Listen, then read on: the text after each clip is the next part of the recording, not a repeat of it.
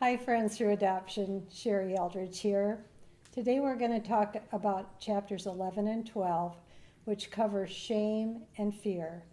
Now these are very difficult topics for parents to talk about with their children. They're painful for the parents and they're also kind of scary for us adoptees. It kind of reminded me, when I was a little girl, when we went down in the basement of our old house, there was something called a cistern, and it was a big cement enclosure that kept rainwater that came into the house. But when we went down there, nobody looked in it, and it was just there. And that's kind of the way shame and fear are. Your child, and I have asked many adoptees about this on the online group, in live groups, I have not met one adoptee who does not believe that their life is a mistake. Really. I mean, you're not going to believe this, but it really is true.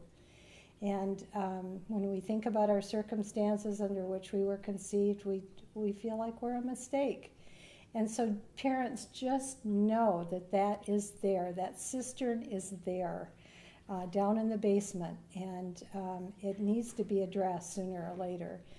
You will know the right time. Listen to your parent heart, and you will be able to discern the right time, and also talk to an attachment specialist, somebody like Karen Purvis or Nancy Verrier, somebody like that who is a professional that can help you with your child. I would definitely get professional help with it.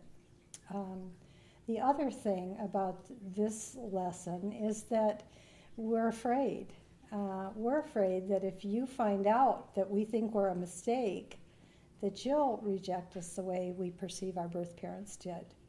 And so you've got coupled there two really hard things, shame and fear.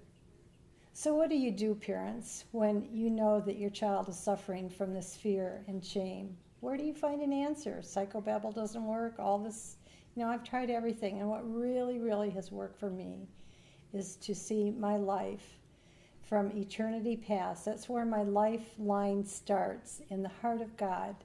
He thought of me first, and that was where I was conceived. And I am His idea. I am His child, and I am not a mistake. In my eyes, that's the only answer that brings peace to me. So think about the cistern.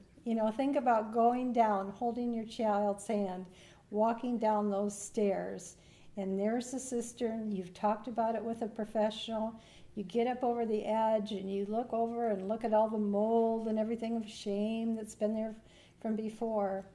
But as you talk about it with your child, there's going to be trust that builds like never before. So don't be afraid, parents. Be willing to take our hands. Now you know that fear and shame are there. So pray and ask professionals for the right time to go down the stairs with your child.